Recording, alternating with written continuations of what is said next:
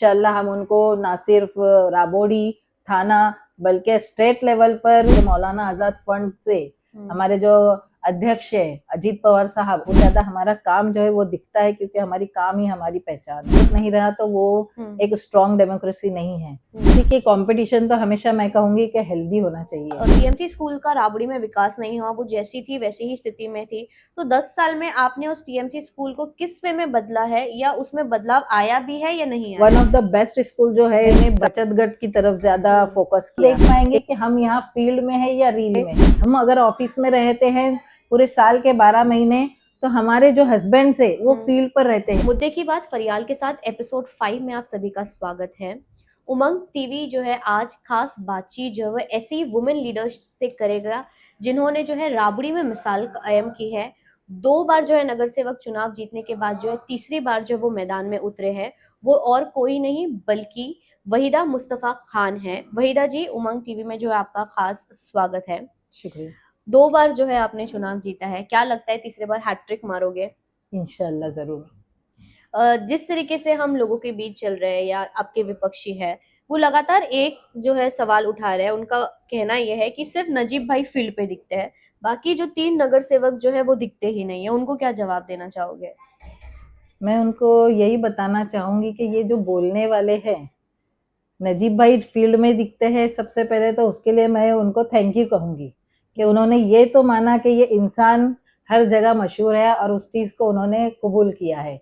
रहा हम तीनों का सवाल, तो जब वो खुद यहाँ रहेंगे तभी वो देख पाएंगे कि हम यहाँ फील्ड में है या रील में है। क्योंकि मैं, सुहास भाई और अंकिता शिंदे, हम तीनों, ये जो ऑफिस है, ये ऑफिस साल के 12 महीने खुला रहता है और हम लोग सुबह से लेकर शाम तक पूरा ऑफिस पर रहते हैं, लोगों से डील करते हैं और जो भी काम है, जो भी मसले मसाइल है वो हल करने की कोशिश करते हैं।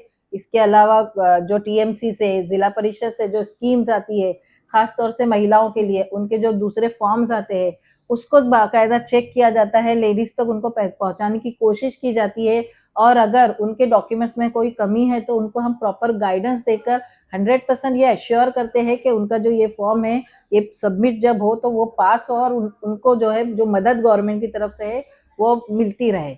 और हमारा ये एक टीम वर्क है, हमेशा मैं यही कहती हूँ कि हमारा ये एक टीम वर्क है। हम अगर ऑफिस में रहते हैं पूरे साल के 12 महीने, तो हमारे जो हस्बैंड है वो फील्ड पर रहते हैं, वो वहां पर लोगों के जो एक्चुअल कोई गटर का मसला है, कोई ड्रेनेज का मसला है, ऑफिस स्टाफ के साथ वो पर्सनली उसको हैंडल करते हैं। हम लोग टीएमसी जाते हैं, टीएमसी से टैक्स से रिलेटेड और महासभा में जाते हैं तो वहां पर जो कॉरपोरेशन से रिलेटेड लोगों के मसले हैं वो हल करने की कोशिश करते हैं। तो जब वो खुद राबड़ी में रहेंगे तब उनको तो पता चलेगा कि हमारी जो टीम है वो हमेशा काम करती है। इसके अलावा 3 साल कॉरपोरेटर नहीं थे हम, फिर भी 3 साल आप लोगों से पूछ लीजिए कि 3 साल में हम लोग ऑफिस पर थे या नहीं। लोगों को ये बात समझ में भी नहीं आई कि हम 3 साल से कॉरपोरेटर नहीं है। आप एक महिला जो है लीडर है। अब 10 साल जो है आपने राबड़ी में दिए हैं, महिलाओं को लेकर जो है आपके कार्यकाल में जो है वो कौन से काम है जो आप लोगों तक गिनाना चाहोगे कि हाँ ये काम जो है वो मैंने या हमारी टीम के बदौलत हुए हैं? महिलाओं से रिलेटेड तो देखिए सबसे अहम जो है, हम लोगों ने शुरू से ही, मेरे फर्स्ट टर्म से ही मैंने बचत गट की तरफ ज्यादा फोकस किया कि किस तरह से 10 से 12 लेडीज का जो है वो ग्रुप बने, उनको बचत की आदत पड़े, पैसे जमा हो उनके। उसके अलावा उनको छोटे छोटे लोन मिले, किसी को घर में बच्चों की फीस की रहता है मसला, किसी को हॉस्पिटल का बिल रहता है। तो ऐसे माशाल्लाह मेरे बचत गट 25 से 30 है, अभी और भी आगे बनने वाले हैं। तो हमारे यहाँ पर वो बचत गट से जो महिलाएं हैं, एक तो उन्होंने ये समझ लिया है कि किस तरह हमको पैसों की रोलिंग करनी है, किस तरह किसको जरूरत में लोन देना है, उस तरह से उनको जो फायदा होता है वो सारी चीजों से बचत गट के वजह से हमारी जो लेडीज है वो एक तरह से आत्मनिर्भर हो गए हैं। उसके अलावा कोई और काम जो है आप लोग के कार्यकाल में महिलाओं के लिए जो स्पेसिफिकली किया गया है? महिलाओं के लिए मैंने कहा है ना, मैं मुख्तलिफ एनजीओ से भी जुड़ी हूँ, वो लोग सामने से आते हैं। तो हम लोगों ने खास तौर से जो स्टूडेंट्स है, लड़कियां 18 से 35 साल के बीच में, तो हम लोगों ने पिछले कई मेरे ख्याल से 3-4 सालों से बहुत सारे बैचेस हो गए हैं नर्सिंग के, फ्री नर्सिंग, असिस्टेंट नर्सिंग के जो कोर्स होता है वो मैंने किए हैं खासतौर से लड़कियों के लिए। डीएमएलटी के कोर्सेस है और माशाल्लाह ऐसे भी है कि जिन्होंने यानी पढ़कर उनको आगे समझ नहीं आ रहा था वो क्या करे, तो इस तरह के जो प्रोफेशनल कोर्स है वो करके आज वो अपने पैरों पर खड़े हैं। और आज जब भी वो मिलते हैं तो उनको देखकर हमको फख्र होता है कि आज हमने जो किया है उनकी वजह से आज उनके घर चल रहे हैं। और टीएमसी के जो स्कूल है राबड़ी में, उनके प्रोग्राम्स में मैं आपको देखती हूँ कि वहां पर आप जाते हो, लोग ये पूछ रहे हैं कि उसका टीएमसी स्कूल का राबड़ी में विकास नहीं हुआ, वो जैसी थी वैसी ही स्थिति में थी। तो 10 साल में आपने उस टीएमसी स्कूल को किस वे में बदला है, या उसमें बदलाव आया भी है या नहीं आया है? देखिए टीएमसी स्कूल तो माशाल्लाह अगर मैं कहूँ तो थाना में जितने टीएमसी स्कूल्स है उसमें से एक अच्छी कंडीशन के स्कूल है, क्योंकि जब यहाँ पर एक दौरा हुआ था पूरा शिक्षण मंडल का, उन्होंने खुद मार्किंग में हम लोगों को ये पॉइंट्स दिया था कि आपकी one of the best school जो है सारे क्या कहेंगे फैसिलिटीज के हिसाब से आपके जो टीएमसी स्कूल है ये one of the best school है। तो हमारा जो इंफ्रास्ट्रक्चर है, बिल्डिंग है, उसके अलावा हमेशा बीच बीच में मरम्मत की तो बहुत जरूरत रहती है। तो जब जब ऐसी कोई जरूरत रही तो वो हम लोग फौरन कर देते हैं। अगर आप अब भी जाकर देख लेंगे तो आप देख सकते हैं कि टीएमसी के स्कूल का जो कंस्ट्रक्शन का काम है, रिपेयरिंग का काम है, वो चलते रहता है। रही बात क्वालिटी एजुकेशन की, तो मेरा फोकस उस पर भी ज्यादा रहता है। इसलिए आप जो कह रहे हैं कि मैं बार बार हर फंक्शन में अटेंड करती हूँ, तो मेरा फोकस रहता है कि मैं स्टूडेंट से मिलूं, क्योंकि मैं खुद एक MA BEd हूँ और एक टीचर हूँ। राबड़ी फ्रेंड सर्कल जैसी रेप्यूटेड इंस्टीट्यूशन में मैं काम कर चुकी हूँ 5 साल से ज्यादा अरसे के लिए। तो मुझे मालूम है कि बच्चों से अगर हम इंटरेक्शन करें, बच्चों से हम बातचीत करें, तो किस तरह से हम उनके प्रॉब्लम्स को देख सकते हैं, और एक क्वालिटी एजुकेशन खास तौर से कॉरपोरेशन के स्कूल में किस तरह से हो, इस पर मेरा ज्यादा फोकस रहता है। आपने जो है 2 टर्म जो इलेक्शन ये किया है, पिछली बार जब आप लड़ी थी नीलिमा जावेद शेख जो थे वो आपके अगेंस्ट में थे, उनकी हार हुई थी और भारी मतों से, इनफैक्ट जो तीनों कैंडिडेट उसमें सबसे ज्यादा जो लीड मिली थी वो आप थे। इस बार फिर जो है वो मन से नहीं बट तुतारी लेकर आपके सामने है, इस कंपटीशन को आप कैसे देखते हो? देखिए कंपटीशन तो हमेशा मैं कहूंगी कि हेल्दी होना चाहिए, क्योंकि हम डेमोक्रेसी में रहते हैं। अगर विरोधक नहीं रहा तो वो एक स्ट्रॉन्ग डेमोक्रेसी नहीं है। तो कंपटीशन होना चाहिए, उनको उनकी बात कहने का मौका देना चाहिए, और हमने जो किए हैं वो हम बताएंगे भी, और बताने से ज्यादा हमारा काम जो है वो दिखता है, क्योंकि हमारी काम ही हमारी पहचान है। Our work is our identity. अभी जो आने वाले 5 साल अगर जनता आपको फिर से चुनते हैं, तो ऐसे कौन से 5 काम है जो आपने आपके विजन में रखे कि ये 5 काम जो है वो आने वाले 5 सालों में जो वो होंगे ही होंगे?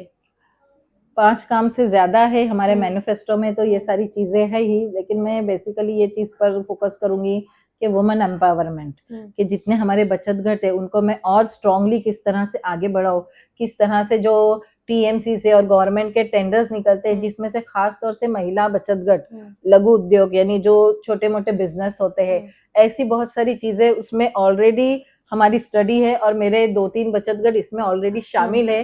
लेकिन मैं चाहती हूँ कि राबड़ी में बड़े पैमाने पर जो बचत घट की लेडीज है वो इसमें शामिल हो, और वो बिजनेस में और घरेलू जो कामकाज है यानी घर बैठे जो काम कर सकते हैं, ऐसे कामों में इन्वॉल्व होकर वो भी घर में कुछ कमाने के लिए अपने शौहर का हाथ बटाएं। राबड़ी में एक मुद्दा जो है बहुत ज्यादा ये है कि गर्ल्स कॉलेज और मैटर्निटी हॉस्पिटल, तो ये मुद्दा अचानक से क्यों विपक्षियों के हाथ में आया है, और उस पर आप लोगों का क्या राय है कि आज तक राबड़ी में एक गर्ल्स कॉलेज क्यों नहीं ओपन हो पाया है? और मैटर्निटी हॉस्पिटल का तो कल सभा में जो है उसको स्पष्टीकरण दी गई थी। हाँ। लेकिन मैं गर्ल्स कॉलेज के ऊपर से आपसे जानना चाहूंगी। गर्ल्स कॉलेज तो देखिए 11-12 तो माशाल्लाह हमारे यहाँ आइडियल है, सरस्वती स्कूल है जहाँ पर को एजुकेशन है, फातिमा स्कूल में भी है।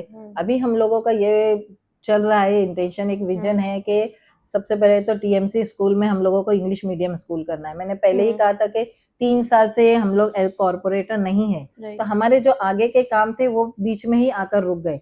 फिर भी पिछले 2 साल से शायद पिछले साल से ही हमारा इंग्लिश मीडियम स्कूल जो है इंग्लिश मीडियम की बालवाड़ी स्कूल में शुरू हो चुकी है। 11-14 में इंग्लिश मीडियम की बालवाड़ी शुरू हो चुकी है, और नेक्स्ट ईयर से इंशाल्लाह हम लोग फ्रॉम फर्स्ट टू यानी नेचुरल ग्रोथ के हिसाब से सबसे पहले फर्स्ट स्टैंडर्ड इंग्लिश मीडियम से स्टार्ट होंगे। आपको जो है पार्टी घड़ी जो है वो आप लोगों का जो चिन्ह है, महाराष्ट्र भर में देखा गया है कि अभी जो नगर परिषद चुनाव हुए उसमें जो है घड़ी और शिवसेना ने सबसे ज्यादा मुस्लिम कैंडिडेट्स उतारे थे। ये सारी चीजों को जो है ध्यान में नहीं रखते हुए एक प्रोपेगेंडा चलाया जा रहा है कि घड़ी जो है वो बीजेपी की निशानी है। लेकिन जब पॉलिटिकल पार्टीज के दिग्गज नेता मुस्लिम कैंडिडेट्स को मौका दे रहे हैं और वो कैंडिडेट्स खरे भी उतर रहे हैं, उसके बाद भी एक तरीके से जो है वो मिस इन्फॉर्मेशन फैलाने की कोशिश की जा रही है, उसके ऊपर आपके क्या जो जवाब रहेगा? देखिए, मिस इन्फॉर्मेशन तो उनको फैलाना ही है, लोगों में गलत फहमी पैदा करके उनको अपना फायदा उठाना है। लेकिन मैं यहाँ आपको बताते चलूँ कि राबड़ी की आवाम इतनी ना समझ नहीं है कि वो इन सारी चीज़ों को, उनके जो हथकंडे उनको समझ ना सके, क्योंकि हमारी जो पार्टी है वो सेक्युलर है।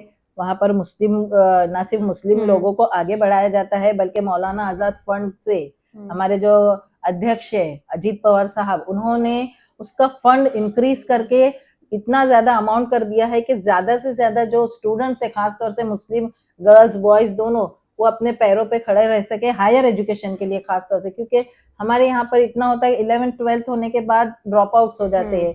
तो ये जो है मौलाना आजाद एजुकेशन फंड जो यहाँ पर शुरू हो चुका है, यहाँ पर हमारे डॉक्टर असगर मुकादम भी हमसे जुड़े हुए हैं, वो भी इस चीज फील्ड में इस चीज के लिए हमारे लिए मदद कर रहे हैं। तो इसके जरिए, और ये जो फंड मंजूर करने का जो अगर हम क्रेडिट देंगे तो वो जाता है अजीत पवार साहब को। तो इसके जरिए हम, आप कह सकते हैं कि ये सेकुलर के लिए, सोच के लिए एक बहुत अहम कदम है, क्योंकि जब तक हम, हमारी कौम तालीमी एतबार से मजबूत नहीं होंगी तो वो कौम की तरक्की नहीं हो सकती है। नजीब भाई जो है वो आपका सफर भी जो है उनके पैनल से जो है शुरू हुआ था। जी। राबड़ी के नेता के तौर पर वो बाहर निकले, थाने महानगर पालिका पहुंचे। आज जो है वो ना सिर्फ थाने में बल्कि महाराष्ट्र भर में नजीब भाई ने एक छाप छोड़ी है। उनको देख के, उनके प्रोग्रेस को देख के एज अ फेलो कैंडिडेट जो है वो कैसा लगता है? मुझे ही नहीं बल्कि पूरे राबड़ी को उन पर बहुत ही फख्र है कि वो राबड़ी के एक ऐसा बेटा है कि जिन्होंने अपनी शुरुआत तो एक तो बहुत छोटी उम्र में की और अकेले की, लेकिन वो ये शेर उन पर बहुत फिट बैठता है कि मैं तो अकेला ही चला था जानिबे मंजिल, मगर लोग साथ आते गए और कारवां बनता गया। इंशाल्लाह हम उनको ना सिर्फ राबड़ी थाना बल्कि स्टेट लेवल पर इंशाल्लाह वो जरूर कामयाबी हासिल करेंगे, और एक मुस्लिम नेता जो एक सेक्युलर सोच वाला है, हिंदू मुस्लिम हर एक के बेहतरी के लिए जो कोशिश करने वाला एक ऐसा नेता हम चाहते हैं कि वो महाराष्ट्र लेवल पर वो इस तरह से काम करे आगे। जो लोग, जो दर्शक जो है वो देख रहे हैं, उनको जो है आप वोट अपील कैसे करना चाहोगे? क्योंकि आपका फेस राबड़ी के लिए पुराना है, सुहास देसाई जी का पुराना है, लेकिन आपके साथ एक महिला कैंडिडेट जो है वो, जो नए चेहरे को जोड़े गए हैं, उनको लेकर और पूरे पैनल के लिए जो है वो आप दर्शकों से क्या कहना चाहोगे? यहाँ पर मैं यही अपील करूंगी कि जिस तरह से पिछले 20 सालों से आपने टीम नजीमुल्लाह पर भरोसा किया है, उनके कामों को सराहा है और उन्हें अक्सरियत से कामयाबी दिलाई है, इंशाल्लाह और पूरी अहलिया ने राबड़ी के दुआओं से आगे भी हमारा पैनल जो है वो अक्सरियत से कामयाबी हासिल करेगा। लेकिन इसके लिए मुझे राबड़ी की आवाम की सपोर्ट, ताउन, दुआ और उनके वोट के चार घड़ी के निशान पर आपको बटन दबाना है। हमारे साथ जो नई कैंडिडेट है वो है प्रोफेसर पूनम माली, वो भी एक बहुत ही एजुकेटेड और ज़हीन खातून है, और वो भी एक ऐसा विजन लेकर एक टीम नजीमुल्लाह का एक हिस्सा बनकर आगे काम करेगी। इसीलिए मेरी आप सबसे गुजारिश है कि टीम नजीमुल्लाह यानी 4 घड़ी को आप 15 तारीख के दिन भरपूर वोटों से कामयाबी हासिल कराएं। शुक्रिया। ये थे हमारे साथ वो वुमेन लीडर जो है वो, जो राबड़ी में जो है इतिहास लिखने के जो है कदम पे चल पड़ी है। कैमरामैन अयान के साथ फरियाल सैयद, उमंग न्यूज, थाने।